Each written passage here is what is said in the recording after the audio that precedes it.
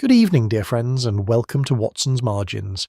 Edward here, your quiet companion for an evening of reason and reflection. Tell me, is there paper near you tonight? Perhaps a letter unread, or a book left open at the page where your thoughts last wandered? Watson always believed that what a man keeps, and what he destroys, reveals far more than he intends. Do subscribe, so you never miss these gentle investigations. Now, settle in. For as Holmes observed, the world is full of obvious things which nobody by any chance ever observes. Chapter 1. The House in Cheyne Walk. There are evenings in Baker Street which, even now, I find it difficult to describe without a certain wistfulness pressing upon me.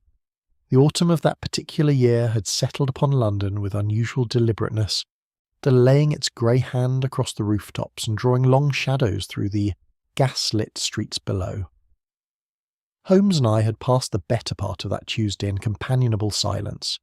He at his chemical apparatus, I with a recently acquired monograph on the treatment of gunshot wounds, when the events I am about to relate were set in motion by a single knock upon our door. It was, I should note, a knock of notable quality. Not the urgent, rattling blow of a man in panic, nor the tentative tap of one uncertain of his welcome, but the firm, measured stroke of a gentleman accustomed to having doors opened promptly before him. Holmes, who had not raised his eyes from his apparatus for the better part of an hour, set down his glass-stirring rod with an air of quiet alertness. "Retired military or colonial service," said he, without turning from his bench. A man of perhaps 60. He stood at our door for some moments before knocking, which suggests he was uncertain whether to come at all. "You cannot possibly know that from a single knock," I protested. "I know it from 3 separate knocks," Holmes replied pleasantly.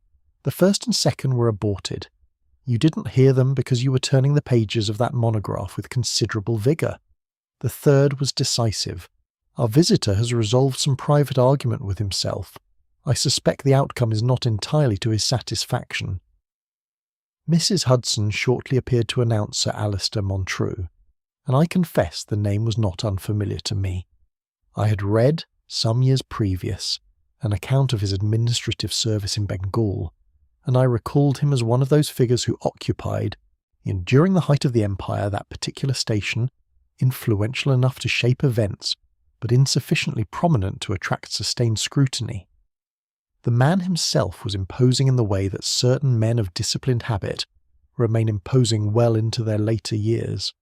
Tall, grey-haired and straight-backed, he entered our sitting-room with the unhurried confidence of one long, accustomed to colonial drawing-rooms and officers' messes.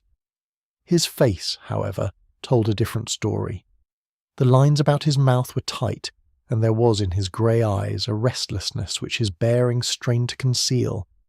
He wore evening dress of unimpeachable quality, though I observed that he had knotted his cravat with slightly less precision than the man's general appearance would have led one to expect. Holmes gestured to the basket chair with a thin hand. "Pray sit, Sir Alistair. Watson, will you be good enough to pour our guest a brandy? He has walked some distance in the cold, and I think he may find it a comfort." Our visitor glanced at Holmes with brief surprise, then settled into the chair with the slightly stiff movement of a man whose joints have registered many years of damp climates. He accepted the brandy, but did not immediately drink it. "Mr. Holmes," he began, "I shall come directly to the point, for I am not, by temperament, given to circuitous explanation. I have come to you because I am confronted with a matter which, viewed from the outside, will almost certainly appear trivial. It is not trivial to me." "The matters which appear trivial are frequently the most instructive," said "Please proceed." Sir Alistair set his glass upon the side table and folded his hands in his lap. "I reside in Cheyne Walk, Chelsea, a townhouse I took upon my return from the East some 15 years ago. My household is small. My daughter Clara keeps house for me with the assistance of Mrs. Dalloway, who has served the family for 20 years. My confidential secretary, Mr. Julian Harbury, handles my correspondence and business affairs from a study adjacent to mine, and Colonel Septimus Ardent, an old comrade from my days in India, is presently staying with us. He has been my guest these 6 weeks past." Holmes nodded slowly, his fingers pressed together at their tips in that attitude of concentrated attention which I had long since learned to recognise. "And the disturbance?" Sir Alistair was quiet for a moment. When he spoke again, his voice was careful and controlled in the manner of a man reading from a document he has long since memorised. "I maintain an escritoire in my study, a French writing desk of some age, fitted with a locked compartment. Within that compartment I have kept, for approximately 30 years, a collection of private letters. They are of a personal nature, connected with my service abroad, and I have never permitted any member of my household to handle them." "They were locked, you say?" "Always. I am the sole possessor of the key." He paused. 3 mornings ago I opened that compartment in the ordinary course of affairs and discovered that several of those letters had been partially burned. They had been removed, it appears, taken to the study grate, subjected to flame, but only partially. Certain passages had been destroyed with some thoroughness, others had been allowed to survive. I looked across at Holmes. He had not moved, but there was about his stillness a quality of heightened attention, as though every faculty had been turned towards Sir Alistair with the concentrated precision of a lens brought slowly to its focus. "You say that specific passages were destroyed," said Holmes, "not the letters entire." "That is correct." "And the key to the compartment, it has not left your possession?" "It has not. I wear it on my watch chain." "Has the chain been out of your sight at any time? When you sleep, for instance?" Sir Alistair's jaw tightened almost imperceptibly. "My valet takes my evening clothes each night. I remove the watch and chain and place them upon the bedside table. It is possible, theoretically possible, that the chain was removed and returned while I slept." Holmes rose from his chair and moved to the window, looking down into Baker Street with his hands clasped behind him. The lamplight caught the sharp line of his profile. "The letters themselves," he said presently. "Are you prepared to tell me their nature?" There was a silence in the room that had a particular quality to it. Not the silence of an empty space, but the compressed silence of a man at war with his own discretion. "They are connected with my service in Calcutta," Sir Alistair said at last, "with events of 30 years ago. They contain references to matters which I would prefer remained private." "You do not wish to be more specific?" "Not at present." Holmes turned from the window. His expression was entirely without judgment, which I have always thought one of his more remarkable capabilities. "Very well. You will observe, Sir Alistair, that there are several features of this case which raise it considerably above the commonplace. The letters were not destroyed, which would have been simple enough. Specific passages only were eliminated, which suggest that the person responsible wished to preserve portions while erasing others, presumably names, dates, or identifying phrases. The key to the compartment was duplicated or borrowed, which implies access and planning rather than impulsive action. And yet," Holmes paused, "you have not gone to the police." "I have not." "Because the content of the letters, even in their surviving form, is of a nature you would not wish placed before Inspector Lestrade." Sir Alistair looked at Holmes for a long moment. "You are perceptive, Mr. Holmes." "I am merely observant. It is a different quality, though frequently mistaken for the other." Holmes returned to his chair. "I shall require access to your household, your study in particular, and the grate where the burning was conducted. Watson and I will call upon you in Cheyne Walk tomorrow morning, if that is agreeable."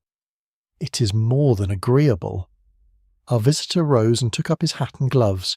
He paused at the door, and I noticed that his hand, where it rested against the frame, was not entirely steady. "Mr. Holmes, I must ask you one thing. Whatever you may discover in the course of your investigation, I ask that you consider the effect upon my daughter. Clara knows nothing of these matters. She is an innocent party." "All interested parties consider themselves innocent until the evidence makes continued innocence inconvenient," Holmes replied, not unkindly. "But I shall bear your request in mind." When Sir Alistair had gone, Holmes stood motionless at the centre of the room for several seconds, his gaze fixed upon some middle distance visible only to himself. Then he moved to the mantelpiece and lifted his pipe. "Well, Watson," said he, "what did you make of our visitor?" "A man of strong self-command," I offered, genuinely disturbed by the incident, though attempting to present it as merely inconvenient. "I think the letters contain something he is deeply ashamed of." Holmes lit his pipe and regarded me with what I can only describe as equable satisfaction.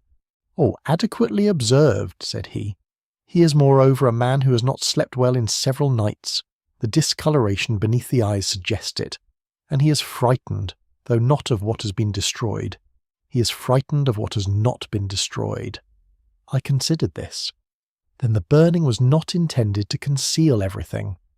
"Precisely, Watson. It was intended to conceal something specific, while leaving enough intact to serve some other purpose." Holmes blew a slow ring of tobacco smoke toward the ceiling. "The past is seldom entirely abolished. It is merely rearranged. I suspect that in Cheyne Walk we shall find that someone has been rearranging it with a great deal of purpose, and that the purpose is not yet complete." I sat for some while after that in reflective silence, while Holmes drew upon his pipe and the fog thickened against our windows, and the autumn city settled into its grey, indifferent night.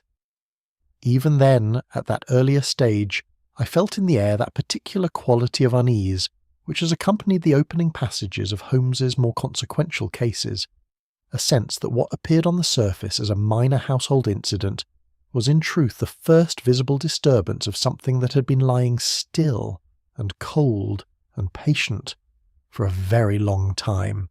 Chapter 2. Echoes of Calcutta.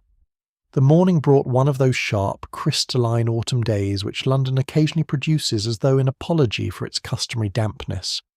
The sky a pale and wind-swept blue, the pavement still damp from the night's brief rain, the air carrying that particular freshness which the city wears only briefly before the day's traffic and coal smoke reclaim it. Holmes was dressed and alert before I had finished my breakfast, pacing the length of the sitting-room with the short, considered steps of a man whose mind has been at work since before the household stirred. We took a cab to Chelsea, passing through the quiet streets of the Embankment as the morning light came grey and level off the river. Cheyne Walk presented itself in the manner of a street that has long been certain of its own respectability, a terrace of fine Georgian and early Victorian houses looking across to the Thames, their facades composed and their railings freshly painted. Number 37 was among the more distinguished of these residences. 4 stories of pale brick behind a shallow front garden, with a brass knocker of exceptional polish. We were admitted by a manservant and shown immediately to a ground-floor drawing-room where Sir Alistair received us. He appeared, in the morning light, considerably older than he had the previous evening, as though the act of having spoken to Holmes had dissolved some internal arrangement which had been holding him at a more favourable presentation of himself. He stood by the fireplace with the posture of a sentinel who's been on duty too long. 3 other members of the household were present, and I took the opportunity which Holmes has always counselled, to observe before one is observed in return. Miss Clara Montreux sat near the window with a book open in her lap which she was plainly not reading.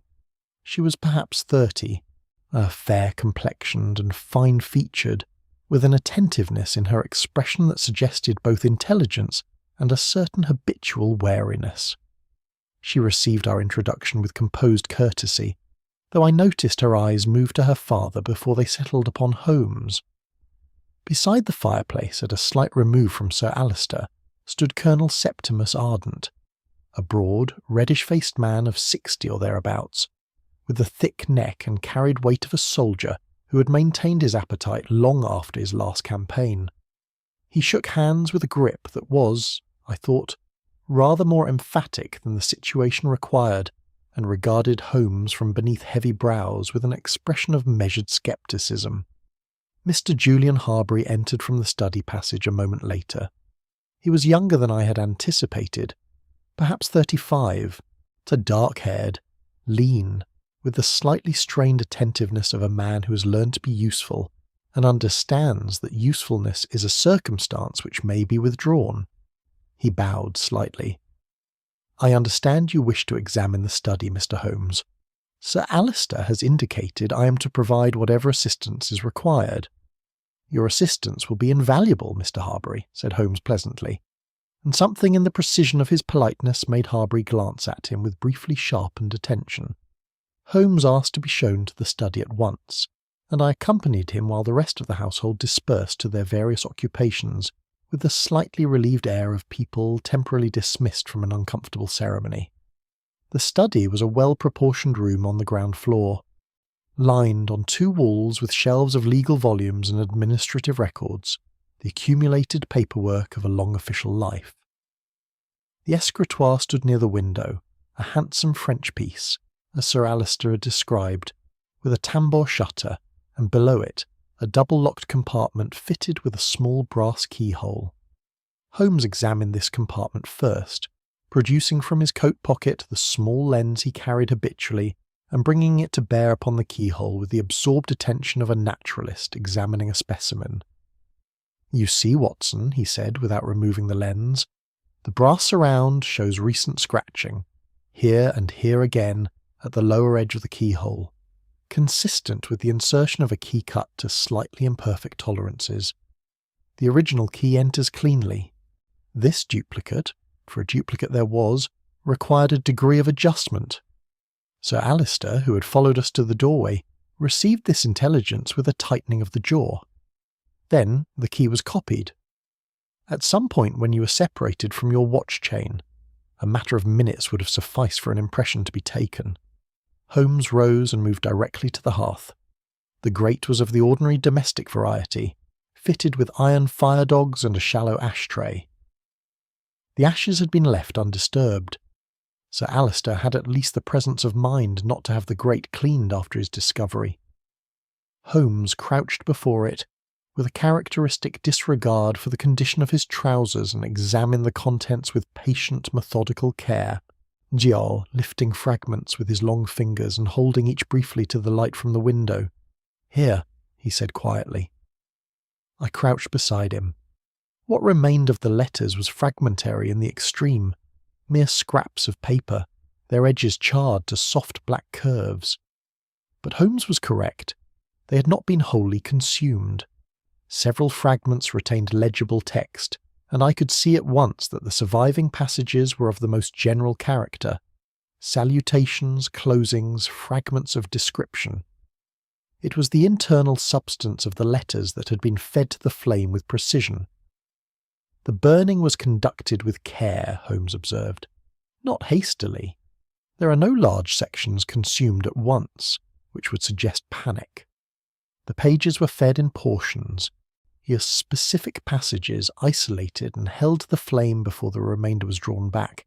It would have required time and a degree of deliberateness and reasonable certainty of not being interrupted.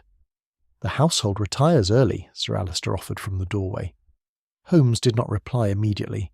He was examining one of the larger surviving fragments, and something in his expression had shifted, a slight controlled intensification, which I had learned to associate with the moment in which a scattered collection of observations begins to resolve itself into an arrangement of consequence.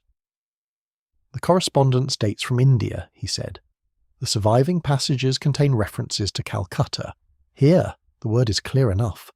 And this phrase, though partially obliterated, appears to read transfer of responsibility. And here, what do you make of that word, Watson?" I leaned closer. "It appears to be ruined, or possibly ruin. The surrounding text is gone." "Just so?" Holmes set the fragment down with the care one extends to fragile and irreplaceable objects. He rose and turned to face Sir Alistair with a directness which, though never unkind, carried the quality of a man who does not intend to be deflected. "These letters were written by someone who held you responsible for a significant act of harm, someone connected with your years in Calcutta, a man, I believe, who suffered consequences, professional or personal consequences, as a result of events in which you played a decisive part." The silence in the study had a pronounced quality. Colonel Ardent, I observed, Mercer had appeared silently at the doorway behind Sir Alistair at some point during Holmes's examination, and was listening with his arms folded and an expression of rigid composure. "That is a broad characterization," said Sir Alistair. "It will become less broad as the week proceeds," Holmes replied equably. We rejoined the others in the drawing-room for a brief interval before taking our leave. It was during these few minutes, as Holmes engaged Sir Alistair in a sequence of apparently casual questions about the household's routine, that I had occasion to observe Harbury more closely. He had seated himself near the writing table and appeared occupied with correspondence, but his pen moved with suspicious infrequency for a man of secretarial function. His attention, I was quite certain, was directed toward Holmes with a concentration that he was taking considerable trouble to disguise. Colonel Ardent, by contrast, was openly restive. When Holmes asked, as though in passing, whether any member of the household had connections to Bengal, the Colonel's response was immediate and slightly too forceful. "I served there myself, as Sir Alistair has no doubt informed you. We were there together. It was a long time ago, Mr. Holmes, and I cannot see what bearing ancient history has upon a few burned letters." "Ancient history," Holmes replied, reaching for his hat, "has a remarkable tendency to bear upon precisely those matters in which we most wish it would not." Miss Montreux, who had been quiet throughout the visit, looked up at this with an expression which I found difficult to interpret.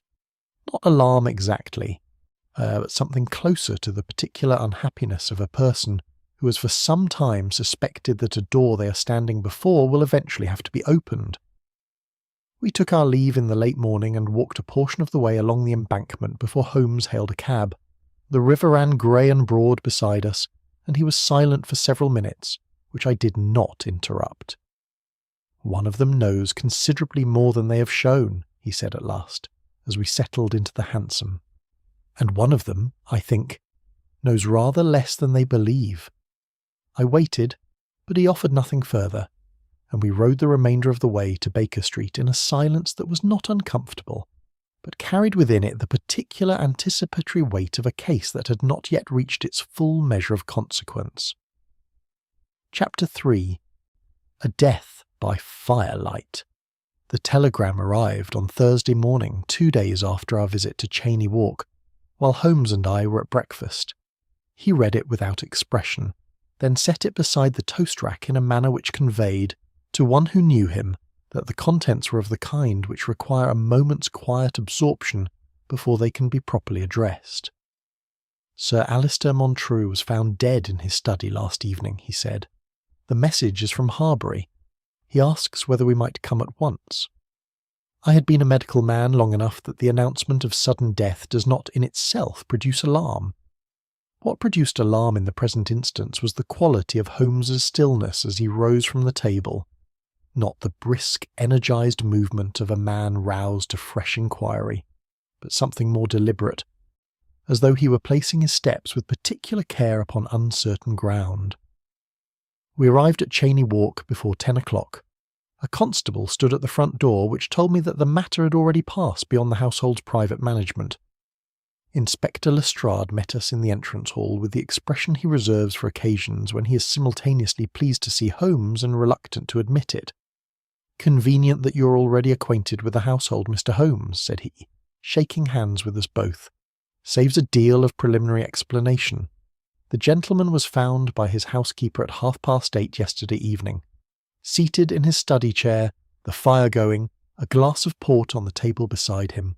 Looks natural enough. Heart, or so the first opinion runs." "And the second opinion?" Holmes inquired.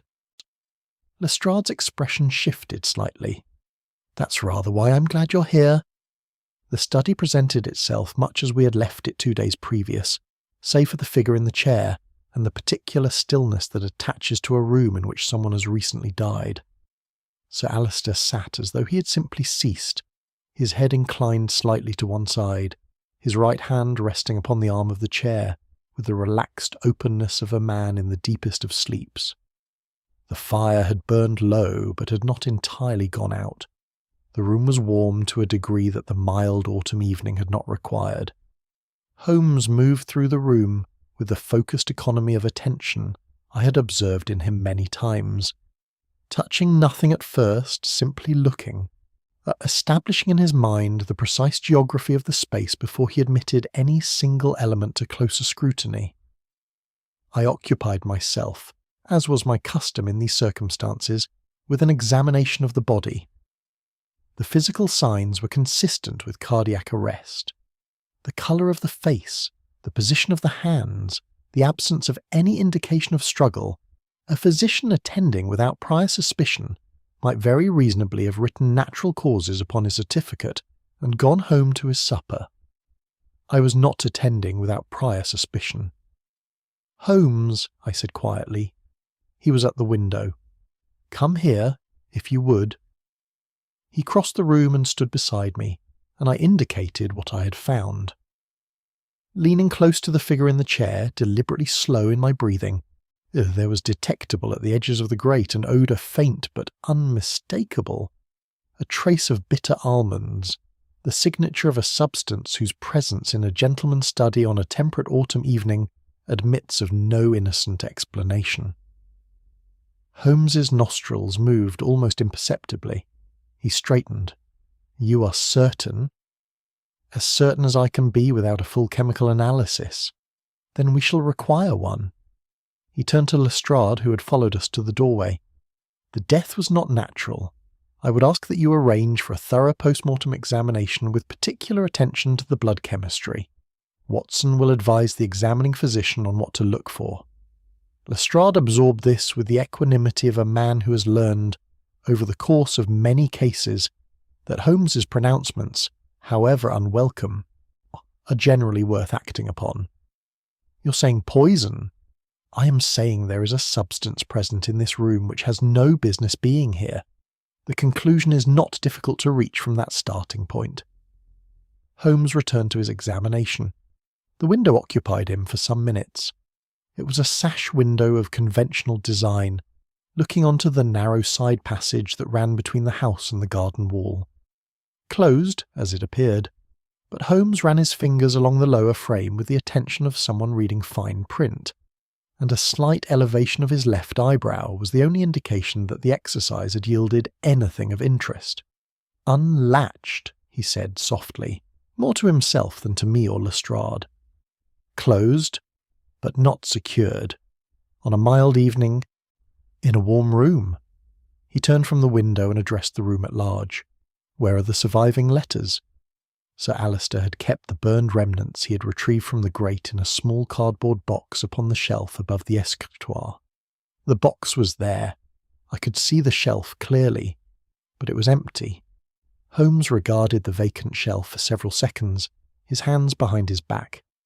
"Taken," he said, "after the death, or before it, or possibly during the same interval in which the poison was administered. They are gone." We interviewed the household in the drawing-room, Lestrade conducting the formalities, while Holmes occupied a chair to one side and listened with the appearance of a man whose thoughts are elsewhere, an appearance I had long since learned to discount entirely. Mrs. Dalloway, the housekeeper, was a compact woman of late middle age whose composure had clearly been tested by the night's events but not broken by them. She discovered Sir Alistair at 8:30 when she brought his customary evening tisane, having previously looked in at 7 and found him alive and reading. She had seen no one enter or leave the study in the intervening period, and could account for Miss Clara and Mr. Harbury at supper, from which Colonel Arden had absented himself with a complaint of fatigue. This last detail I noted. Holmes, to all outward appearances, did not react to it in the least. Colonel Arden received us in the upstairs sitting-room with the air of a man who considers himself aggrieved rather than bereaved. His complexion was high, his manner stiff with an indignation that sat oddly against the circumstances of his host's fresh death. He had spent the evening in his room, he said. He had heard nothing unusual. He had been informed of Sir Alistair's death by Harbury at 9 o'clock, and had come downstairs to find the constable already in attendance. "A sad business," he said, with a conclusiveness that seemed intended to close the subject rather than open it. Harbury, by contrast, was pale in the way that genuine shock sometimes produces, a draining of ordinary colour that cosmetic composure cannot entirely replenish. He answered Lestrade's questions with the precise, slightly mechanical fluency of an intelligent man reciting facts while the larger part of his mind is occupied elsewhere. He had supped with Miss Clara. He had worked in his own study until 8:30. He had heard Mrs. Dalloway's cry and been first to reach the drawing-room door. "You handled Sir Alistair's correspondence regularly," said Holmes, from his chair. It was not phrased as a question. Harbury turned toward him. "I did." "The letters in the cardboard box upon the study shelf. Were you aware of their contents?" "I was aware of the box. Its contents were entirely Sir Alistair's private affair." Holmes received this with a slight inclination of the head that committed him to nothing. Miss Clara we found last, and she was the most difficult to read. She sat very upright in the window seat of her own sitting-room, her hands in her lap, and her face composed with the particular effort of a woman who has decided that composure is what is required of her, and is devoting her full resources to providing it. Her grief seemed genuine. There was a redness about the eyes, and a careful quality to her breathing, and yet Holmes had been right in his outline. Her sorrow had running through it a thread of something less simple than loss, not guilt precisely, something more like disorientation, as though the world had shifted upon an axis she had believed fixed. "Your father said nothing to you in recent days that seemed unusual?" Holmes asked. No indication that he was troubled by old concerns. "My father," she said, after a pause, "was not a man who shared his troubles." It was said with a quietness that might have been entirely filial, but which remained with me as we descended the stairs and stepped out into the thin autumn sunshine of Cheyne Walk. That quality of precise, considered phrasing, as though the words had been selected not from the many available, but from the very few which revealed the least. Holmes said nothing until we had walked the length of the street. Then, "The constrained grief of someone who has lost what they feared, Watson, looks remarkably similar to the constrained grief of someone who has lost what they loved. The difference lies in the quality of the surprise." I asked him which he believed we'd witnessed. He did not answer. He hailed a cab instead, and spent the ride to Baker Street in the particular silence that means he is not yet ready to be answered. Chapter 4. Ashes and Alterations. Holmes did not sleep that night, or if he did, I saw no evidence of it. When I came down to breakfast on Friday morning, he was already installed at the deal table he used for close work, surrounded by papers and the remnants of what appeared to be his third or fourth pipe, the room carrying that particular atmosphere of concentrated nocturnal industry which the tobacco smoke and the low-burn candles together produce. He was examining a document through his lens with the absorption of a scholar at a manuscript, and acknowledged my entrance with nothing more than a slight lateral movement of one hand which I interpreted correctly as an instruction not to speak. I ate in companionable silence and read the morning paper. The death in Cheyne Walk had not yet reached the press in any form that named it as suspicious. It would, I knew, within a day or two. Sit down. Watson. Holmes set the lens aside and pressed his fingers together.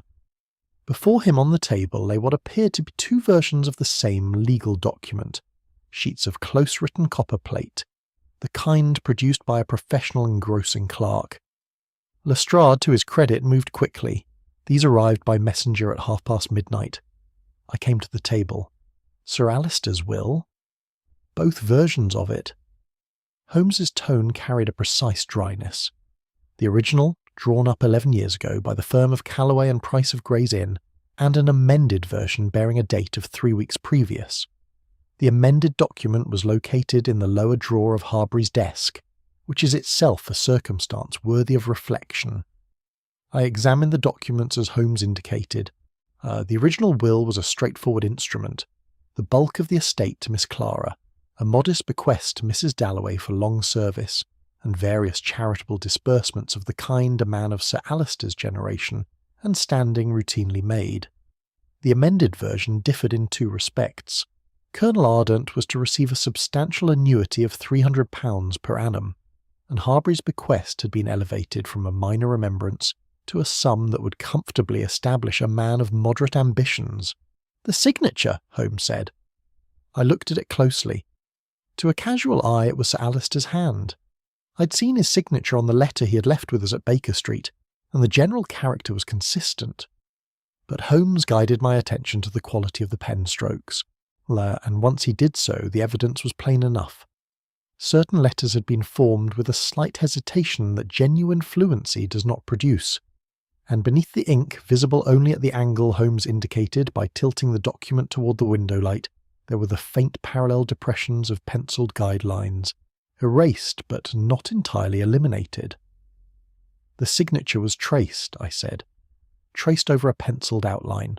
The forger was competent enough to deceive at a glance, and perhaps in a court of law with an inexpert examiner. But the pressure distribution is wrong throughout. A man signing his name does not apply uniform force across every stroke. This was drawn rather than written. Holmes set the document flat again, which means Sir Alistair did not amend his will. Someone did it for him, and placed the result in a location where it would be discovered after the death. In Harbury's desk, I said, recalling the fact with fresh significance. Precisely. Had the death gone unremarked as natural, and had the will proceeded to probate, the question of where the document was found would have been of merely administrative interest. But if the death were determined to be murder, as it now has been, the location of the forged will becomes an instrument of suggestion. It points toward Harbury. Holmes rose from the table and moved to the window, where the morning traffic of Baker Street passed in its indifferent stream below. Someone wished Harbury to benefit from Sir Alistair's death, and someone wished simultaneously that he should appear to have arranged it. I turned this over for a moment. That requires a degree of cold planning that is rather extraordinary. It requires exactly the degree of cold planning that 30 years of carried guilt occasionally produces in a particular type of mind, Holmes replied. He did not elaborate, and I knew him well enough not to press him before he was ready. The results of the post-mortem reached us that afternoon by way of Lestrade, who arrived in Baker Street in a state of controlled agitation that he managed with less success than usual. The examining physician had confirmed the presence of prussic acid, hydrocyanic acid, in the blood. The quantity was not large, but Sir Alistair had been 63 years of age, and his heart, the physician noted, was not strong. A smaller dose than might have been required for a younger man had proved sufficient. Administered in the port, most likely, said Lestrade, accepting the chair Holmes indicated and declining the offer of tea. The glass has been sent for analysis. We'll know more by tomorrow. The window of the study, Holmes said, has it been examined for external impressions? Lestrade looked briefly uncomfortable. The side passage had been swept the morning of the death. Mrs. Dalloway keeps a tidy house. Conveniently so. Holmes's tone was not accusatory, but it was not innocent either. The passage is accessible from the garden gate, I recall, which stands on a lane rather than the main road. I've had a man check the lane, nothing useful. There will not be. The entry, if there was one, was not forced or hasty. Holmes drummed his fingers once against the arm of his chair. Tell me, Lestrade, what is your present view of Harbury? He had access to the study. He stood to gain from the amended will. His handwriting has been compared to certain marginal notations found in the burned letter fragments before they were taken. Lestrade paused. It's a reasonable case. It is a presented case, Holmes said, which is a different thing. A reasonable case is built from evidence that accumulates naturally. A presented case is built from evidence that has been arranged for discovery. He stood. I would ask that you delay any formal action against Harbury for 48 hours. I have certain inquiries to make which bear directly upon the question of who arranged these particular pieces and why. Lestrade regarded him with the expression of a man who knows he's going to agree, and is taking a moment to maintain the appearance of independent deliberation. 48 hours, he said. After that I shall have to move. When the inspector had gone, I asked Holmes directly what he believed we were dealing with. He was at the mantelpiece, filling his pipe with the slow, unhurried precision he brought to the task when his thoughts were already elsewhere. Consider what we have, he said at length. A forged will benefiting two men, one elderly and financially reduced, one younger and in the position of a trusted secretary. The will is found in the secretary's desk, a row which is either spectacularly incriminating or spectacularly convenient. The poison employed was not theatrical. It was calibrated to a man's known physical weakness, suggesting medical knowledge or very careful research. The surviving evidence from the burned letters was removed after the death, eliminating the one physical link to the correspondence itself. He applied a match to his pipe. Each element has been arranged to be found, including, I suspect, those elements which appear to point away from the true author. Then the question of Harbury's marginal notations on the letter fragments is a question I propose to resolve this afternoon, Holmes said. I have made an appointment with the one man in London whose knowledge of disputed handwriting exceeds my own. But before that, Watson, I want you to think about something. I waited. The forged will provides Harbury with a motive that did not previously exist. It also provides Ardent with a motive. Both are thereby directed towards suspicion. Yet the one person in that household who stood to lose most by Sir Alistair's proposed public confession, the one person whose entire constructed identity rested upon the stability of the past remaining exactly as it was, inherited nothing under either version of the will. He paused, the pipe smoke rising in a thin, unhurried line, and is therefore, at first examination, entirely without apparent motive. He took his coat from the hook by the door. Money, Watson, is a common motive, but guilt matures. Come, we have work to do. I followed him into the street, I turning his last words over as I had turned several of his observations before, not quite certain of their direction, but certain enough that the direction existed and that we were moving, with the gathered purpose of the last 4 days, steadily toward it. Chapter 5. The Incident at Bhawanpur. It has been my observation, over the many years of my association with Sherlock Holmes, that the work which matters most in the resolution of a difficult case is rarely the work that announces itself. The dramatic confrontation, the decisive interview, the moment of revelation, these are the episodes which lodge in memory and which I have, on occasion, set down for public record. But behind each of them lies a quantity of quieter labour, the consulting of archives, the reading of documents in indifferent light, the patient pursuit of facts through institutional corridors which have no interest in yielding them efficiently. It was this manner of work that occupied us on the Friday and Saturday following the discovery of Sir Alistair's death. Holmes had, through channels he did not fully explain, secured us access to the India office on a Friday afternoon. The building in Whitehall received us with the particular atmosphere of a place constructed to manage enormous affairs with enormous complacency. High ceilings, echoing marble floors, clerks moving between departments with the unhurried confidence of men whose institution has outlasted several generations of urgency. Holmes presented a letter of introduction to a subdued official in wire spectacles, and we were shown, after a period of waiting that Holmes endured with visible restraint, to a reading room on the second floor where a series of bound registers and file folders had been laid out upon a long oak table. The records pertaining to the Bengal Presidency in the years between 1876 and 1882 were extensive. Holmes worked through them with a systematic efficiency that I could follow but not match, his long fingers moving across indices and marginal notations, occasionally drawing a sheet from a folder for closer examination, before replacing it with the precision of a man who intends to leave no trace of his passage. I applied myself to the regimental diaries for the same period, which were dense with the administrative detail of garrison life in Calcutta and the surrounding districts. It was in the third folder, within a subsection of papers relating to a district tribunal convened in the autumn of 1879, that Holmes found what we'd come for. He did not speak immediately. He read the document once through, then a second time with the lens, then set it down and sat for a moment with his hands flat upon the table in an attitude of still consideration that I had learned meant the thing he had suspected had proved, in its particulars, worse than he had expected.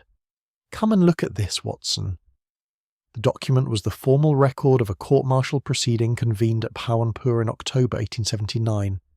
The officer named was one Lieutenant Edward Mallory of the Bengal Infantry, charged with negligence in the execution of a field order, which had resulted in civilian casualties during a pacification operation in an outlying district. The tribunal record was thorough in the bureaucratic sense. Dates, procedural steps, the formal language of military justice applied with impersonal efficiency. The finding was guilty. The sentence was cashiering, dismissal from the service in disgrace. The testimony upon which the finding principally rested had been provided by two officers, Captain Alistair Montreux and Major Septimus Ardent. Holmes drew my attention to several features of the record which were not immediately apparent upon a first reading. The transcript of Mallory's own defence was noted as appended, but the appendix was absent, the pages simply missing, their removal indicated only by the ragged inner margin of the binding where they had been extracted. A pencilled note in the margin beside this absence read, in a hand that was not official, simply "withdrawn." "When?" I asked. "The pencil appears old, consistent with the period, or shortly after it." Holmes turned to the preceding pages of the folder. "The convening officer's preliminary notes are here in full. There is a reference, in the third paragraph, to a written submission from Mallory contesting the factual basis of the charge. That submission does not appear anywhere in the record." I read the passage he indicated. Mallory had apparently alleged in advance of the tribunal that the field order itself was defective, that it had been issued on the basis of intelligence which had not been properly verified, and that the responsibility for the consequent casualties lay not with his execution of the order, but with the judgment of the officers who had issued and authorised it. He was accusing Montreux and Ardent, I said. He was accusing the administration of which they formed a part. But the specific officers named in his submission would, given the command structure in that district at that time, have been Montreux and Ardent, yes. Holmes replaced the folder precisely as he had found it, and instead of being examined on its merits, that submission was removed from the record. The tribunal proceeded on the evidence of the two men Mallory had accused. He was convicted on their testimony and cashiered. The reading room was very quiet. From somewhere below us in the building came the muffled sound of a door closing, and then silence again. "What became of Mallory?" I asked. Holmes produced a second folder which he had set to one side earlier, and opened it to a page he had already marked with a slip of paper. A brief administrative entry, the kind made when a matter is considered closed and requires only formal notation. Lieutenant Edward Mallory, formerly of the Bengal Infantry, had died in Calcutta in March of 1881, 18 months after the tribunal. The cause was recorded as fever. He was 26 years of age. I sat with that fact for a moment. 26. Disgraced, stripped of his commission, cut off from the profession that had defined him, dead before 30 of a fever in a foreign city. It was the kind of ending that the bureaucratic record captures in 3 lines and then files away, and which 3 lines are entirely inadequate to contain. He left a sister, Holmes said. He had moved to the final folder now, a slender collection of papers from a later period. Her name was Margaret Mallory. She wrote to the India office on 3 separate occasions between 1882 and 1886, requesting that her brother's case be reviewed on the grounds of procedural irregularity. Each letter was acknowledged and set aside. He passed me a copy he had made in his own rapid hand from the register. She wrote also, it appears, to Sir Alistair Montreux directly, more than once, and to Colonel Ardent. The responses, if any were made, are not in the official record. But they would be in the Burned Correspondence, I said. Holmes closed the last folder with a quiet, definitive movement. They would be precisely there. We left the India office as the afternoon light was beginning to thicken over Whitehall, the street below filling with the end-of-day traffic of clerks and officials. Holmes walked in silence for a full minute before speaking. His coat collar turned against the cooling air. "I want you to consider Mallory's sister," he said. "A woman who spent years pursuing a formal remedy and received nothing but official indifference. who wrote letters to the man responsible for her brother's ruin and received presumably either silence or dismissal, who eventually exhausted the institutional routes and was left with nothing but the knowledge of what had been done and no mechanism for addressing it. I considered this. She might have continued to write, privately and with increasing bitterness. For 30 years, Watson. And what becomes of a letter written with the full force of accumulated anger and moral certainty, if it is kept for 30 years in a locked compartment by the man who received it? Holmes paused at the corner where we would turn toward the embankment. It becomes evidence, not necessarily in a court of law, but evidence in the court of someone else's understanding, someone who, upon reading it, would learn for the first time who they really were and where they had come from. The implications settled over me slowly, in the way that the most significant implications sometimes do, not with the force of sudden revelation, but with the quiet, gathering weight of a thing that has been true for some time before it is recognised. "You believe someone in that household read those letters," I said, "before they were burned? Not recently, some time ago?" Holmes looked at me for a moment with what I can only describe as a measured approval. "I believe," he said, "that someone in that household has known the truth of their own origin for long enough that it has become the fixed point around which everything else in their inner life has arranged itself. And I believe that when Sir Alistair resolved at last to bring that truth into the open, the arrangement became untenable." He said nothing further as we walked. The river appeared ahead of us, grey and broad in the fading light, and I found my thoughts returning to the court-martial record, to the missing pages, to the pencilled notation, to a young officer of 26 dying in Calcutta, with his defence withdrawn from the record that would outlast him. Holmes was right that the crime had deep roots. I was beginning to understand how deep. We had the outline of the past now. What remained was to trace its long and patient passage into the present. Chapter 6. The Shared Silence. Saturday brought low cloud and a fine persistent rain that rendered Baker Street a study in grey, the pavements gleaming dully beneath it, the traffic moving with the subdued patience that London pedestrians adopt when the weather makes no pretence of improving. Holmes had been out since early morning and returned shortly after 11, his coat dark with rain, and his expression carrying that particular compressed alertness which told me he had been productive. He said nothing immediately upon entering. He removed his coat, accepted the cup of tea Mrs. Hudson had anticipated with her customary accuracy, and stood before the fire for a full 2 minutes in silence. I had learned, over the years, that this interval was not vacancy but consolidation, the moment in which the morning's separate acquisitions were being arranged into their proper relationships. I waited with my newspaper, which I was not reading. "I have been to Somerset House," Holmes said at last, "and to the Register of Births for the district of Stepney, and to a firm of solicitors in Chancery Lane, whose senior partner had the good sense to speak frankly once I made clear the nature of the circumstances." He set down his cup. "Clara Montreux was registered at birth in October of 1865. The registration names her father as one Edward James Mallory, Lieutenant Bengal Infantry, and her mother as one Catherine Mallory, née Porter. She was not born a Montreux. She was brought into the Montreux household in the spring of 1882, 1 year after her father's death in Calcutta, through a private arrangement between Sir Alistair and Margaret Mallory, the child's paternal aunt." The room was very quiet, save for the rain against the glass. I put down the newspaper. "Margaret Mallory surrendered the child," Holmes continued, "in exchange for a settlement, a sum paid by Sir Alistair through an intermediary, and a covenant of silence. The solicitors in Chancery Lane held the original agreement. They were, I should say, considerably relieved to discuss it, given that one of the principal parties has just died under suspicious circumstances, and the document was beginning to represent a certain professional discomfort." "And Clara herself," I said. "Ah, did she know?"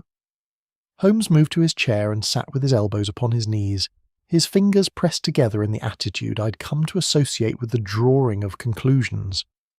"That is the central question, and I believe the answer is yes, but not always, and not officially. The covenant required Margaret Mallory's silence, but it placed no formal obligation upon Sir Alistair to maintain the fiction beyond what social propriety demanded. It appears, from what I have assembled, that Sir Alistair kept the truth entirely from Clara during her childhood and for many years into her adulthood. He raised her as his daughter. She had no reason to question it. "But the letters," I said. "Mallory's sister wrote to Sir Alistair directly." "On multiple occasions over many years, yes, and those letters, as we established, were kept in the locked compartment of the escritoire.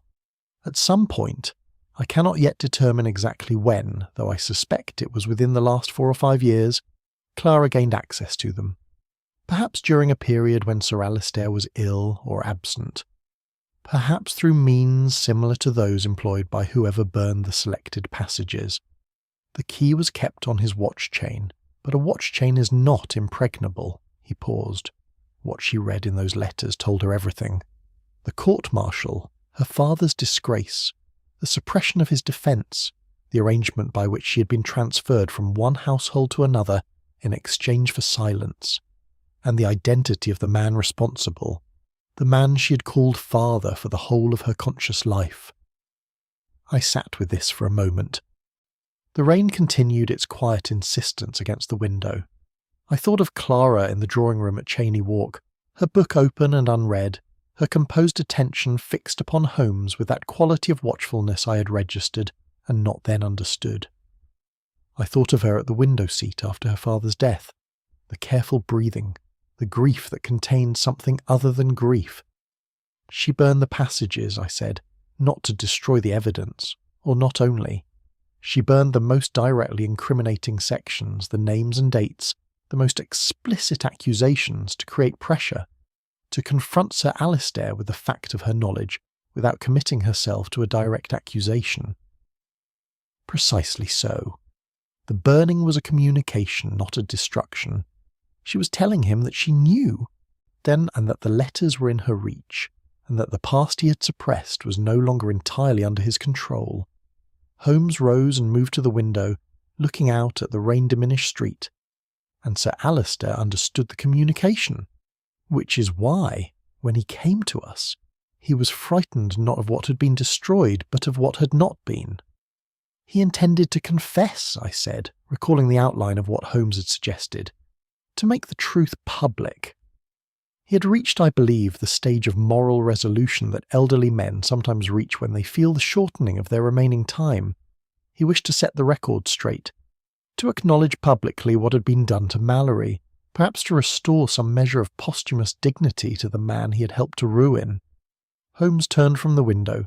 For Clara. That prospect was catastrophic.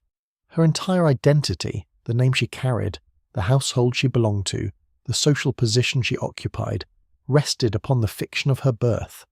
A public confession would have destroyed it comprehensively. So she acted to prevent it. She acted to prevent it. The burning of the letters was the first step, an attempt to remove the documentary basis for any confession and to frighten Sir Alistair into a continued silence. When it became clear that he would not be frightened, that he had gone so far as to consult a detective, which suggested his intention was moving toward action rather than retreating from it, she took the second step. I stood and walked to the fireplace, feeling the need for some slight movement. The reconstruction Holmes was laying out had the quality of an inevitability that was, in its human dimensions, genuinely distressing. Not sensational.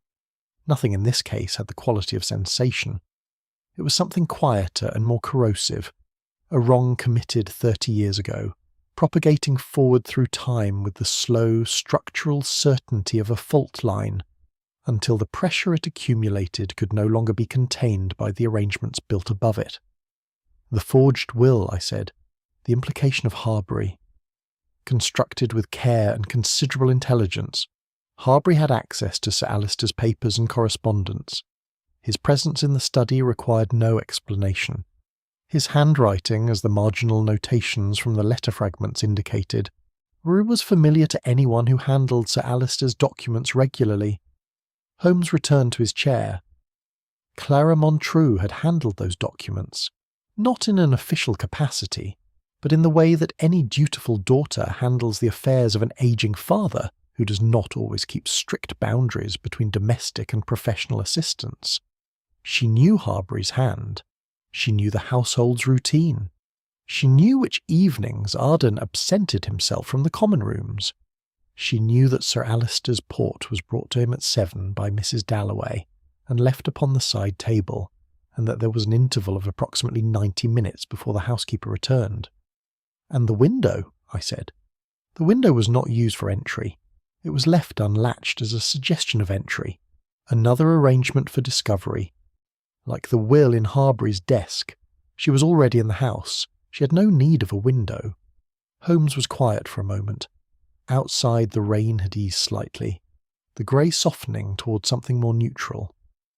I found myself thinking, with a heaviness that was not entirely professional, of what it must be to carry the knowledge of one's own origins as a secret, whose weight increases with every year that it remains unspoken, to sit across the table each morning from the man responsible for the destruction of everything that preceded you, and to maintain, through some sustained act of will, the performance of daughterly affection. "You are sympathetic to her," Holmes observed. He said it without judgment. "I understand the weight of it," I said. "That is not the same as condoning what she has done." "No," Holmes agreed. "It is not." He reached for his pipe. "But it is why this case requires particular care in its resolution. Lestrade will want an arrest and a prosecution. The evidence, as it stands, points to Harbury. I must ensure that it is properly redirected before he acts." He filled the pipe with unhurried deliberateness. "I have one further confirmation to obtain. If it yields what I expect, I shall be ready to proceed on Monday." He did not tell me what the confirmation was, and I did not ask. The case had acquired, by that Saturday afternoon, a weight and a clarity that made further conversation feel for the moment unnecessary. We sat in our respective chairs as the afternoon light faded over Baker Street, and the rain eased, and the city moved quietly through its weekend around us, and Holmes smoked and thought, and I read without reading. And the truth of the matter in Cheyne Walk lay between us, assembled and waiting, like a letter that has been written and sealed and is ready to be delivered. Chapter 7. The Secretary's Advantage. The 48 hours Holmes had negotiated from Lestrade expired on Sunday evening, and by Monday morning the inspector had communicated, through a note delivered before 9 o'clock, that his patience and his professional position were in an uneasy alignment which could not be sustained indefinitely. Holmes read the note over his coffee, folded it with the precise economy he applied to correspondence that required acknowledgment but not preservation, and remarked that we would call upon Lestrade at Scotland Yard before noon. Before that, however, there was the matter of the confirmation Holmes had mentioned on Saturday and declined to specify. At 9:30 he rose from the breakfast table, instructed me to bring my coat, and led us at a brisk walk through streets still carrying the weekend's quiet into a neighbourhood of Holborn that I associated vaguely with the legal trades. He stopped before an undistinguished door above which a small brass plate read simply, "Quincy and Folk, examiners of questioned documents," and knocked with the assurance of a man who has made prior arrangements. We were received by a slight elderly gentleman of remarkable precision of dress and manner, who introduced himself as Mr. Folk.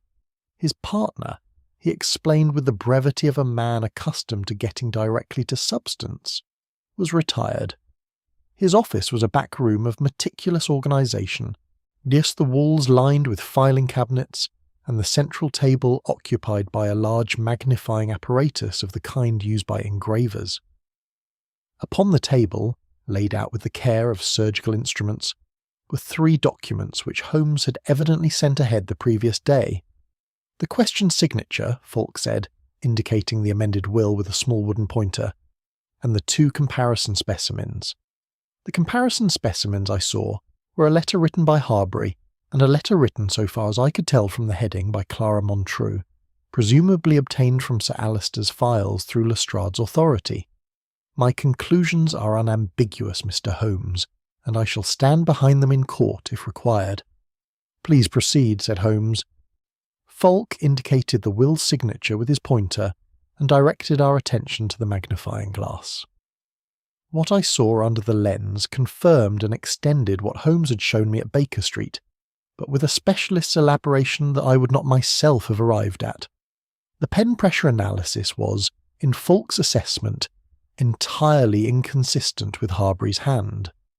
Harbury's writing, as demonstrated by the comparison specimen, applied heaviest pressure on downstrokes and released on curves, a characteristic, Falk explained, so deeply habitual that forgery of another hand never fully suppresses it. The questioned signature showed no such pattern. The comparison with Clara Montreux's letter was more nuanced, and Falk took his time with it. There was no direct attempt to replicate her natural hand in the forgery. She had been too careful for that. But there were consistent unconscious formations in certain letters, particularly the capital M and the lowercase r, which Falk identified with the confidence of a man citing anatomical evidence.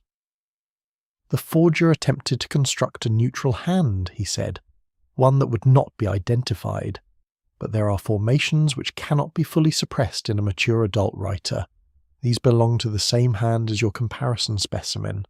Holmes thanked him with a warmth that was genuine, if briefly expressed. We were back on the street within 20 minutes. "That settles the forgery," I said, as we turned toward the Strand. "It settles it evidentially. It does not yet settle it for Lestrade, who will require the complete picture before he can act in the correct direction." Holmes walked with his hands behind him, his gaze forward. "The difficulty is not the evidence itself. The evidence is now sufficient. The difficulty is that a portion of it bears upon Lestrade's existing theory in a way that will require him to abandon a position he has been publicly developing for 4 days. That is never an easy thing to manage gracefully." I had witnessed enough of Holmes's interactions with the official police to appreciate the practical delicacy he was describing. Lestrade was not a foolish man, but he was a man with a professional reputation to protect and an institution to satisfy, and the abandonment of a near-complete theory in favour of one pointing in an entirely different direction required, as Holmes understood, a certain amount of careful management. At Scotland Yard, Lestrade received us in his office, with an expression that balanced genuine curiosity against the controlled frustration of a man who's been asked to wait longer than he considers reasonable. A file lay open on his desk, which I recognised as the Cheyne Walk materials. "Well, Mr. Holmes," he said, without preamble, "I hope you have something substantial for me, because I have the Assistant Commissioner asking questions and Harbury's solicitor making noises." "I have something entirely substantial," Holmes replied, taking the offered chair with the unhurried ease of a man who knows the weight of what he is carrying. "Though I am afraid it will require you to set aside your current theory with respect to Mr. Harbury." Lestrade's expression settled into the particular configuration of a man bracing himself. "Go on." Holmes laid out the case with the orderly clarity he brought to formal exposition. The birth register from Stepney, the agreement at the solicitors in Chancery Lane, the court-martial record at the India Office, the handwriting analysis from Falk. He presented each element in sequence, each one building upon the last with the logical tidiness of a well-constructed argument, and he was careful throughout to acknowledge the genuine plausibility of the case against Harbury, before demonstrating at each turn why the evidence, properly examined, pointed elsewhere. Lestrade listened without interrupting, which was itself a mark of how seriously he was attending. He looked at the Falk report which Holmes had brought as a fair copy, read it twice, and set it down on his desk with the deliberateness of a man setting down something he intends to pick up again. "The financial desperation attributed to Harbury," Holmes continued, "was exaggerated in the materials that have come to light.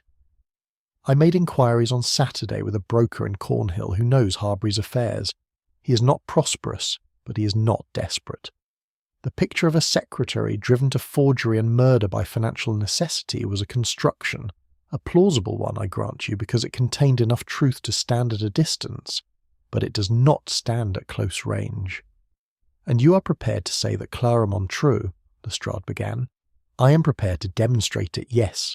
The handwriting evidence alone is not a conviction, but combined with the birth record, just the documentary history at the India office, and the physical circumstances of the death, the familiarity with the household routine, the knowledge of Sir Alistair's medical condition, the access to his study, it constitutes a case that will bear examination. Holmes paused.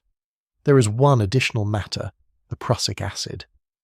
The analysis of the port glass confirmed it, Lestrade said.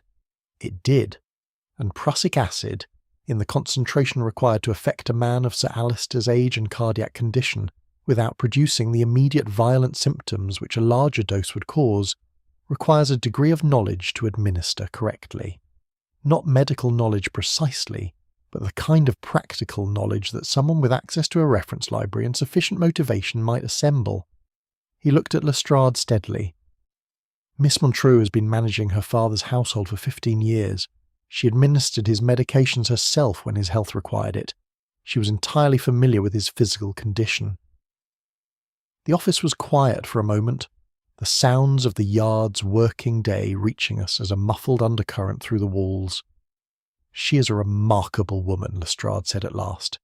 It was not said with admiration, but with the slightly wary respect of a man acknowledging an adversary's quality. She is, Holmes agreed, and she constructed a case against Harbury with considerable intelligence and a thorough knowledge of what an investigating officer would expect to find. The will in his desk, the notations suggesting his hand on the letter fragments, the financial motive. Each element was chosen because it conformed to a recognizable pattern of guilt. He stood, reaching for his hat. The advantage she did not account for is that a recognizable pattern, when examined by someone who is looking specifically for arrangement rather than accumulation, is precisely what betrays the hand behind it. Lestrade rose as well, already reaching for his own coat.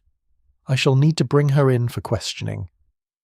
I would suggest, Holmes said, pausing at the door, that you allow me one further conversation in Cheyne Walk before you do. There is a question I have not yet put to her directly, and the answer to it may determine how the whole matter is properly understood. He held Lestrade's gaze. 24 hours. Lestrade. The inspector considered this for longer than the previous occasions on which Holmes had made similar requests. Then he gave a single nod. 24 hours, Mr. Holmes. Not a minute beyond. We left Scotland Yard and walked out into the cool Monday air, the city moving briskly around us on its ordinary business, indifferent to the quiet convergence of consequence that was now, by all the evidence assembled across the preceding days, approaching its final resolution. Holmes said nothing for some time. When he did speak, it was briefly and without looking at me. The hardest part of this work, he said, is not finding the truth. It is knowing what to do with it once it has been found. I did not answer, because I did not have an answer, and Holmes had not, I think, been asking for one. Chapter 8. Oh, the Colonel's Indignation. Holmes spent the greater part of Monday afternoon in his armchair, in a condition that I have long ceased to mistake for repose. The pipe went through 3 fillings. He rejected lunch without acknowledgement of its having been offered. At one point he rose, wrote something on a slip of paper, destroyed it, and returned to his chair. It was the particular restlessness of a man who's assembled his evidence, and is now working through the geometry of its presentation. Not what to say, which was settled, but in what order and to whom, and under precisely what conditions. By 4 o'clock he had reached whatever internal resolution he required. He stood, put on his coat, and told me we were going to Cheyne Walk. The house received us with the subdued atmosphere that settles upon a residence in the days immediately following a death. The knocker wrapped in crape, the blinds drawn on the upper floors, a quality of suspended ordinary life that the household inhabits with varying degrees of discomfort. Harbury admitted us himself, which suggested the manservant had been given leave, and he did so with an expression that combined wariness and relief in roughly equal measure. Holmes had sent a brief note ahead, requesting that all residents be present. They were assembled in the drawing-room, and I observed them as we entered with the particular attentiveness that a week's accumulated knowledge of their individual qualities had sharpened. Harbury stood near the door, his composure recovered but still carrying the slight tentativeness of a man who has been under suspicion and is not entirely certain he is no longer so. Colonel Arden occupied the chair nearest the fireplace, with the solidity of a man who has decided that occupying space emphatically is a form of self-defence, and Clara sat at the far end of the room near the window, her hands in her lap quite still, watching Holmes with a quality of attention that I now understood rather better than I had a week ago. Mrs. Dalloway had been included at Holmes's specific request.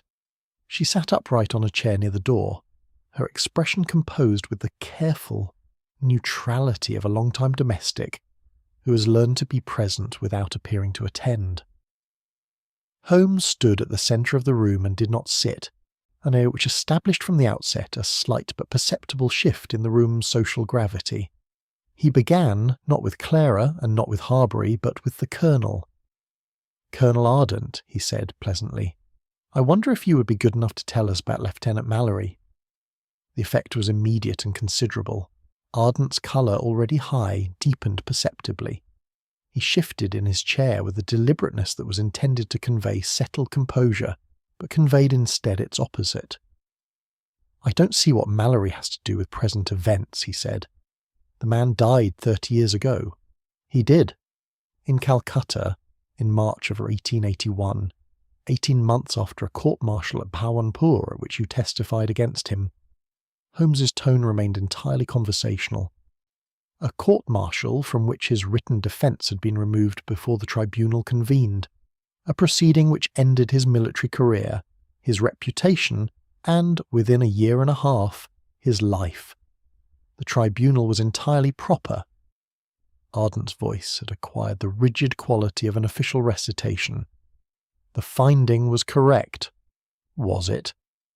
Holmes drew from his coat pocket the notes he had made at the India office. I recognised the compact, rapid hand, and consulted them with the air of a man refreshing a memory that requires no refreshing. Mallory alleged in his preliminary submission that the field order was defective and that the responsibility for the casualties lay with its authorisation rather than its execution. That submission was withdrawn from the record. His conviction rested upon testimony from the 2 officers he had accused. Holmes looked up from the notes. "In your considered view, Colonel, does that constitute an entirely proper proceeding?" The silence in the room had a dense quality. Harbury, I noticed, had turned toward Ardent with an expression of undisguised attention. Clara had not moved. Ardent's jaw tightened. Mallory was a young officer who had made a catastrophic error and looked for others to blame. It is a common enough response to failure. "It is," Holmes agreed affably. "It is also, upon occasion, the accurate response to injustice. The two are superficially similar, which is precisely why institutional proceedings are so well suited to mistaking one for the other, when the institution has reason to prefer the mistake." He folded the notes and returned them to his pocket. "I raise the matter not because the tribunal is the central question before us this evening, but because it provides the ground from which the central question grew. I wanted to establish that ground clearly, and I wanted you to confirm it, which you have done in your fashion." Arden rose from his chair with the abruptness of a man whose patience has reached its limit. "I did not come to London to be subjected to—" "You came to London," Holmes said, without raising his voice, "as Sir Alistair's guest. You are presently here because a man is dead and the circumstances of his death require examination. I would recommend, Colonel, that you sit down." There was a moment in which the room held its breath. Then Ardent sat with the compressed fury of a man who has calculated his options and found them insufficient. Holmes turned from him and addressed the room at large, though his next words were clearly intended for one person in it.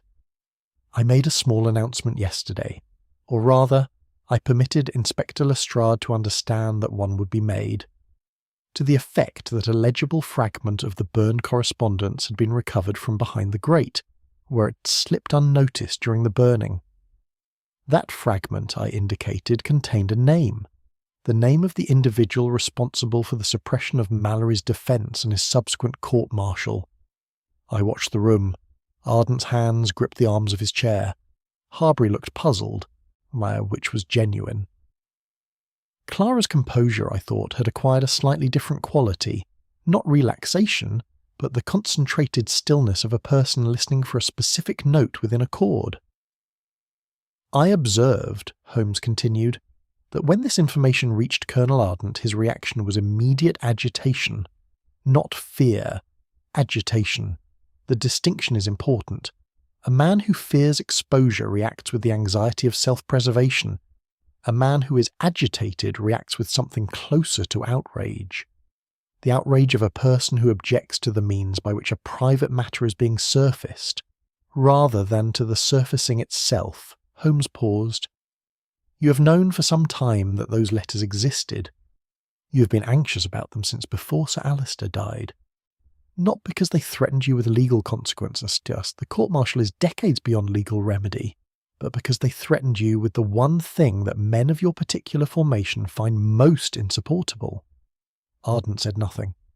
His expression was rigid and entirely unreadable, which was itself a kind of answer. Public shame, Holmes said quietly and moved on. He turned to Harbury with a directness that produced in the secretary a visible bracing. Mr. Harbury, the amended will found in your desk. When did you first become aware of its existence? When Lestrade showed it to me, Harbury said. I had never seen it before. And yet it was in your desk. My desk is not locked. I have said this to the inspector already. You have, and I believe you. Holmes regarded him steadily. Did you know that Sir Alistair intended to revise his will? Not in the form discovered, but in some form? Harbury hesitated with the hesitation of a man deciding whether information previously withheld is now safer disclosed. He mentioned it. 3 weeks ago, perhaps. He said he wished to make certain acknowledgements before he used the phrase, before the account was settled. I assumed it was the ordinary concern of an elderly man putting his affairs in order. It was rather more than that, Holmes said. But your account is consistent with what I have otherwise established. He moved away from Harbury without ceremony and stood for a moment in the centre of the room, his gaze directed at a point between the floor and the middle distance, as though composing a final passage of some internal document. Then he looked at Clara. Yet she met his eyes with the steadiness of a woman who's been anticipating this moment for long enough that its arrival, though not welcome, carries with it a quality of relief. Miss Montreux, he said, and his tone was notably different from the one he had applied to Ardent, quieter and without the slight forensic edge.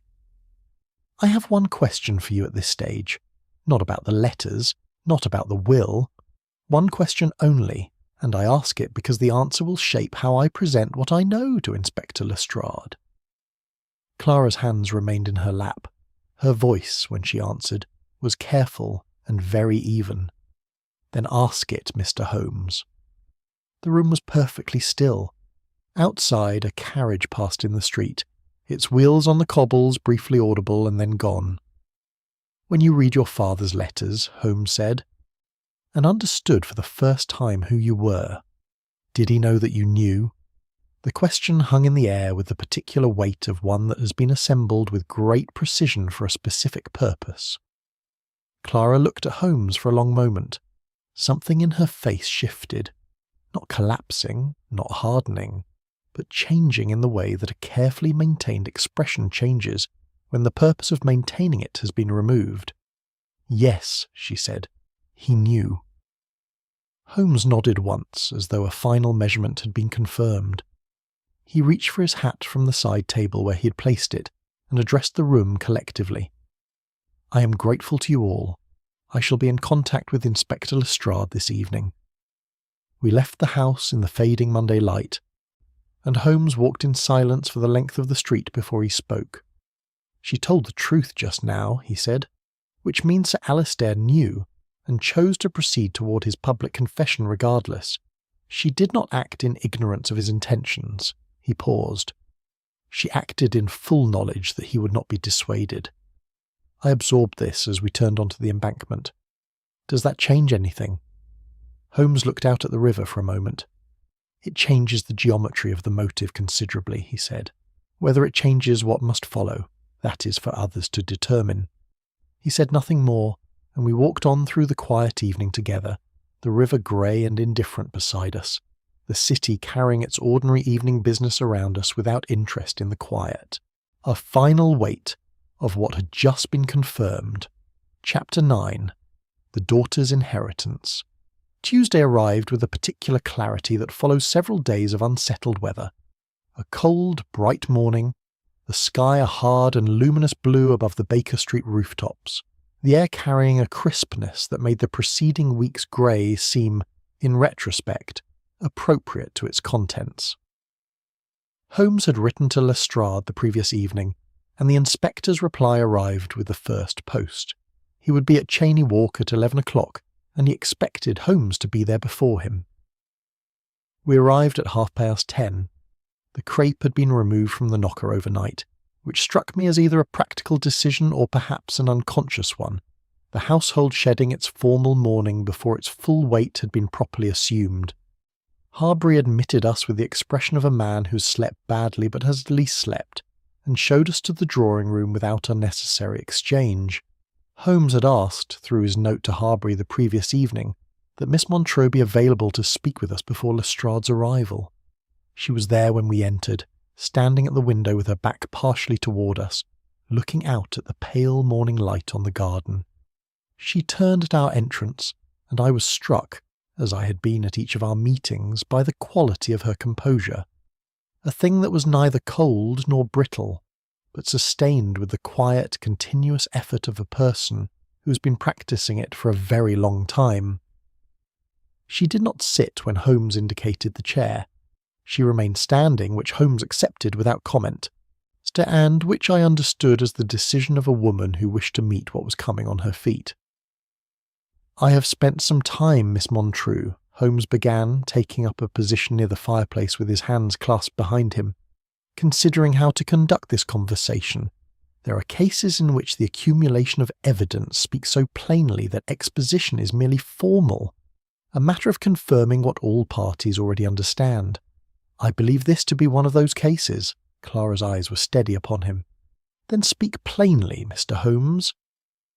"You are the daughter of Lieutenant Edward James Mallory, born in October of 1865, and brought into Sir Alistair Montreux's household in the spring of 1882 under a private agreement with your paternal aunt, Margaret Mallory, who received a settlement in exchange for her silence. You grew up knowing yourself as Clara Montreux, and for the greater portion of your life you had no reason to doubt it." She did not react to this, which confirmed that the ground Holmes was laying was not new to her. At some point in the last 5 years, I believe it to have been approximately 4 years ago, during the period of Sir Alistair's first serious illness, when the management of household papers fell in part to you, you gained access to the locked compartment of the escritoire. You read the letters contained within it. They were written by your Aunt Margaret over a period of many years, and they told you the full history of your father's court-martial, the suppression of his defence, and the central role played in both by the man you had called your father for the whole of your adult life. Clara's chin had lifted slightly. She was listening with the concentrated attention of a person who is measuring each word against a private reckoning. "The discovery placed you in a position of extraordinary difficulty," Holmes continued. "You were not, in any legal sense, Sir Alistair's daughter. You bore his name, occupied his household, moved in his social world, all of it resting upon an arrangement which had been made without your knowledge or consent, and which had its origin in an act of profound injustice toward your real father." He paused. "You did not go to him immediately. You carried what you had found for some considerable time before the situation reached its crisis." 3 years, Clara said. Her voice was quiet and entirely level. "I carried it for 3 years, during which time Sir Alistair's health deteriorated. His conscience, it appears, developed in the direction that consciences sometimes develop in elderly men who have accumulated significant arrears, and he eventually arrived at the resolution to make a public acknowledgement of his part in your father's ruin. He told you of this intention." "He told me," she said, "that he intended to write to the military authorities. to submit a formal account of what had been done, to name himself and Ardent explicitly.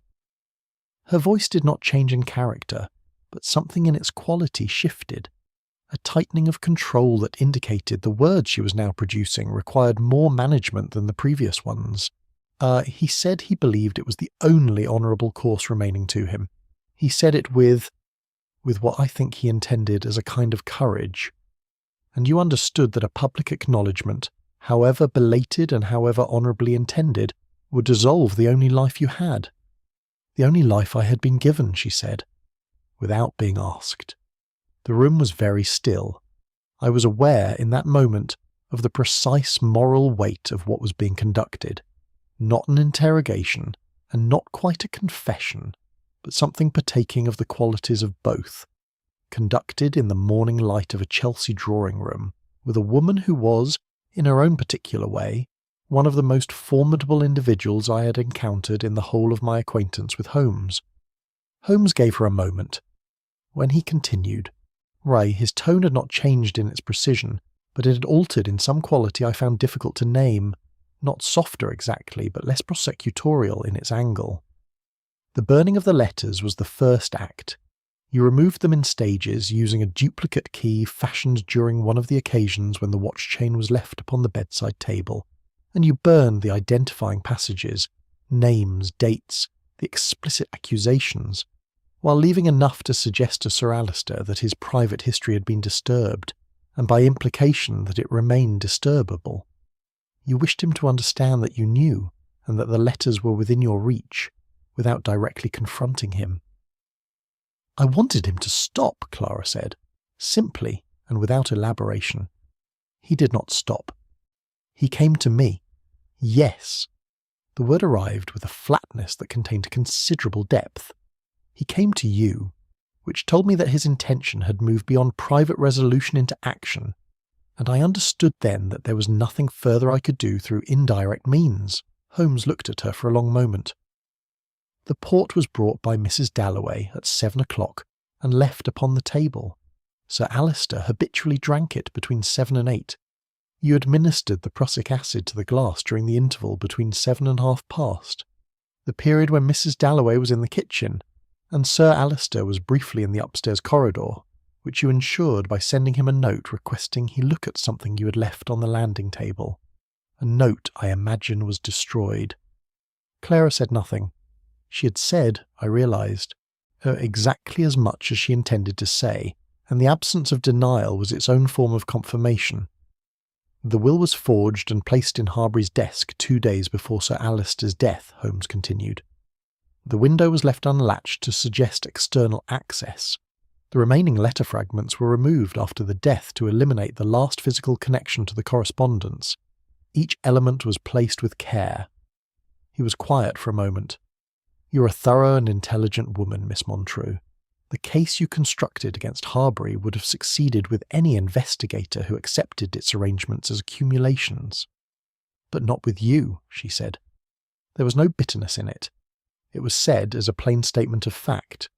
Not with me, Holmes agreed, because I was looking from the beginning for the person who had the most to lose from Sir Alistair's confession, and you were the only person in this household who stood to lose not money or reputation, but identity itself. From the street outside came the sound of a vehicle drawing up, the particular sound of a cab stopping with official purpose rather than casual arrival. Lestrade. Holmes turned briefly toward the window and then back. Miss Montreux, he said, I am required to inform you that Inspector Lestrade will shortly ask you to accompany him. I cannot alter that, and I would not if I could. The law does not extend exceptions for circumstances, however severe, and the law in this particular is correct. He held her gaze with a directness that was not unkind. But I want you to hear this before he enters. The record of what was done to your father, the court-martial, the suppression of his defence, the 30 years of official silence, that record will not remain buried. I intend to see to it personally. Something passed across Clara's face at this, a slight involuntary movement of expression that she controlled almost immediately but not entirely. It was not relief, and not gratitude, and not grief, but some compound of all three that the English language does not have a single word for. The crime, Holmes said quietly, was conceived 30 years ago. The poison merely concluded it. The drawing-room door opened and Lestrade entered, his expression set with the careful neutrality of a man performing a necessary duty he does not find pleasurable. He looked at Clara, then at Holmes, and then at Clara again.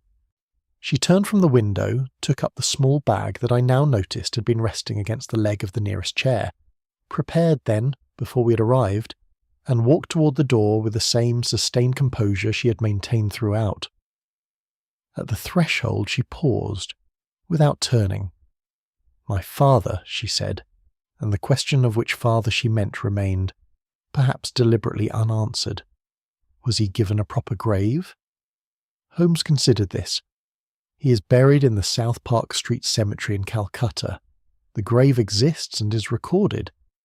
She nodded once, with the slight private quality of someone receiving a piece of information they have wanted for a long time, and walked out with Lestrade into the hallway and presently out of the house. I stood in the empty drawing-room for a moment after they had gone. The morning light lay across the carpet in clean, unhurried lines, and the house was very quiet, and I found that I had nothing at all useful to say. Holmes stood at the window, watching the street below. He did not turn when he spoke. "We imagine that by burning paper we destroy truth," he said. "Yet memory, Watson, leaves no ash." I joined him at the window.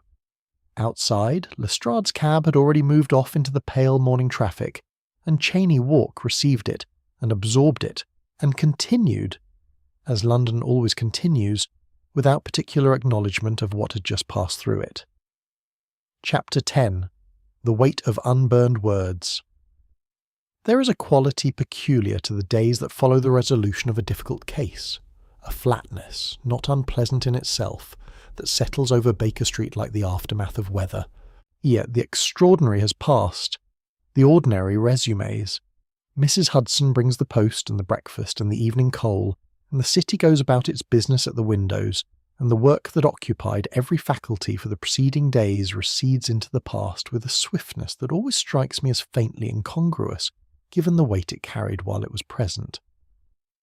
Holmes felt it differently from me, I think. Where I experienced resolution as a kind of earned quiet, he experienced it as a withdrawal of stimulus, and the 2 or 3 days following Clara Montreux's arrest were, for him, a period of returning restlessness that expressed itself in the familiar signs. The violin at irregular hours, the chemical experiments conducted without apparent object, the long silences interrupted by observations that bore no relation to any conversation we had been having. I left him largely to it, as I had learned to do, and occupied myself with the writing up of notes and the resumption of my practice, which had suffered the customary neglect that Holmes's cases inflict upon it. On the Friday of that week, Lestrade called at Baker Street in the late afternoon. He accepted tea, which was itself an indication that the visit was not purely official, and sat with the expression of a man who has completed a taxing piece of work and is willing to acknowledge it. She made no difficulty, he said, meaning Clara, and the absence of any clarifying name was itself expressive of a certain respect. When we brought her before the magistrate, she was entirely composed. Her solicitor has advised her to reserve her plea, and I imagine the trial will not come before the spring. He held his cup with both hands in the manner of a man who finds the warmth useful. The post-mortem confirmation came through definitively yesterday. Prussic acid, precisely as you indicated, Watson. The concentration consistent with a deliberate and calibrated administration. He paused. The port glass had been wiped, but not quite thoroughly enough. She is a thorough woman, Holmes said from his chair, but thoroughness has limits when it is conducted under the pressure of time and proximity to the thing one most wishes not to examine too closely. Lestrade nodded. Ardent has retained his own solicitor and is apparently preparing a statement to the effect that he had no knowledge of the murder, which is very likely true. For what it is worth. It is almost certainly true, Holmes agreed. Ardent is a man who has conducted himself throughout with the particular moral convenience of one who benefits from the actions of others without directly authorising them. He suppressed Mallory's defence. He provided the testimony that condemned him. He accepted the consequence of that testimony, a removed rival, a protected career, without troubling himself over the mechanism by which those benefits arrived. He has lived 30 years in that convenience, and I imagine he will continue to do so, since the court-martial falls beyond any legal remedy, and the worst he faces is the discomfort of the record being publicly known. You mentioned that you intended to see to the record yourself, I said. About Mallory. Holmes reached for his pipe from the mantelpiece. I have written to the India office. A formal letter setting out the procedural irregularities in the Bhawanpur tribunal with the supporting documentation, the missing defence submission, the conflict of interest in the testimony, Mallory's preliminary written allegations against the 2 testifying officers. I have also written to a journalist of my acquaintance at one of the better papers who is capable of treating the matter with the historical gravity it deserves, without reducing it to sensation. He filled the pipe with unhurried care. Whether the military authorities choose to revisit the finding officially, I cannot say. These institutions move slowly and with reluctance when the movement is backward. But the documentation will be on the record, which is what matters. Mallory's defence will exist in the permanent account, even if the tribunal that refused to hear it cannot be retroactively corrected. Lestrade set down his cup, and the child, Clara. The word child carried an odd weight in the context. She was 30 years of age and had just been charged with murder, and yet Lestrade's use of it was not inaccurate in the sense he evidently intended it. The child who had been transferred between households in exchange for a settlement. The child who had grown up on the wrong side of a concealed truth. The child, Holmes said, inherited from her father a capacity for moral seriousness, and from her circumstances a willingness to act upon it without hesitation. The combination proved, in the event, catastrophic. But its components are not ignoble in themselves. He applied a match to his pipe. What she did was not ignoble. It was wrong. Lestrade departed shortly after, with the slightly relieved air of a man who has discharged both his professional and his social obligations and can now return to his evening. Holmes and I sat on in the autumn dusk as the light faded at the windows and Mrs. Hudson brought the lamp without being asked. "Harbury," I said after a while, "what becomes of him?" "He will need a new position, which I've taken the liberty of facilitating." Holmes's tone was entirely matter-of-fact. "A word to a solicitor I know in the Temple who requires a capable secretary. Harbury's competence is not in question, and his recent proximity to a murder investigation, once properly understood, will not count against him. That is generous. It is practical. He was used as an instrument of deception by someone more intelligent than himself, and he deserves no further inconvenience as a consequence." Holmes blew a slow ring of smoke toward the ceiling. "Mrs. Dalloway will remain in the house until the estate is settled. The solicitors in Chancery Lane will administer it. There is, as it happens, no legal impediment to Clara inheriting. Her biological connection to Sir Alistair's household is a matter of private record rather than legal standing, and the original will names her as beneficiary without qualification. Whether she will benefit from it, given the circumstances, is a matter for the courts to determine in due time." I had been turning over, through the course of the week, a question that I had not yet put to Holmes directly. It had been present in various forms since our visit to the India office, since the 3-line administrative entry recording Mallory's death at 26, and it had not diminished with the resolution of the case. "Do you think Sir Alistair knew?" I asked. "When he made the arrangement with Margaret Mallory, when he took the child into his household, do you think he knew, even then, that it was a form of atonement?" Holmes was quiet for a longer moment than the question strictly required. The lamp made a small, steady sound. The fire settled in the grate. "I think," he said at last, "that he knew it was insufficient. That is not quite the same as knowing it was atonement. Atonement implies a belief that the debt can be reduced by payment. What Sir Alistair did, the arrangement, the raising of the child, the 30 years of silence broken at the end by an impulse toward confession, suggests a man who understood that the debt could not be reduced, but who could not find any other vocabulary for his understanding. He paused. Clara was not, in his conception, a compensation for what had been done to Mallory. She was a perpetual reminder of it, living in his house, calling him father, every morning at the breakfast table. I thought about this. And yet he intended to confess publicly, knowing what it would do to her. Knowing what it would do to her, Holmes said, which is, in its own fashion, the most honest thing he did in the entire 30 years, however terrible its consequence. We sat in silence for some while after that, the lamp warm between us and the city moving at the windows in its habitual indifference. I thought of Mallory in the South Park Street cemetery, of Clara's single nod when Holmes confirmed the grave existed, the private quality of it, the long-deferred nature of that small piece of knowledge finally received. I thought of Margaret Mallory's letters, patient in their locked compartment for 3 decades, surviving every effort to arrange or diminish or destroy the truth they contained. I thought of the burned passages, the names and dates and accusations committed to the grate in the small hours with such deliberate and terrible precision, and how the intention behind their burning had been, in the deepest sense, exactly what Holmes had said it was from the beginning, not destruction, but communication. A daughter telling a father in the only language available to her after 3 years of silence, is that she knew who she was and where she'd come from. Holmes set down his pipe and looked into the fire. The case of the Burned Correspondence had closed with an arrest and a charge, with the formal machinery of the law gathering itself around a woman who had done a terrible thing for reasons that were neither simple nor entirely without comprehensible foundation. That machinery would proceed as it always proceeded, with its own momentum and its own impersonal authority, and what it produced at the end would be a verdict and a sentence, and those would stand as the official conclusion of the matter.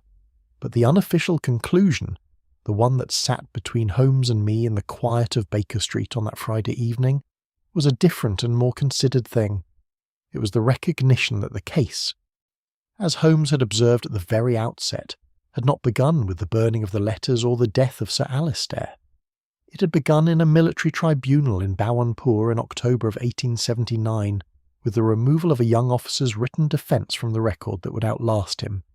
Everything that followed, the disgrace, the death at 26, the private arrangement, the child raised under a borrowed name, the letters kept for 30 years in a locked compartment, the burning, the poison, the forged will, the arrest, all of it had flowed from that single institutional act of concealment with the slow, structural certainty of consequence. Time does not absolve. Holmes had said as much in various forms throughout the preceding 10 days, and the evidence had confirmed it at every turn. "Well, Watson," Holmes said at last, in a tone that signalled the formal close of his own internal deliberation on the matter. He reached for his violin, which leaned against the side of his chair, and drew it into his lap with the familiar gesture of a man resuming something that had been interrupted. "I believe Mrs. Hudson is about to knock." She knocked, as if on cue with the evening meal. I rose to clear space on the table, and Holmes set the violin aside, and the ordinary evening resumed with its ordinary comforts, and the case of the Burned Correspondence took its place in the long accumulation of things that Baker Street had witnessed and absorbed and, in its way, quietly kept.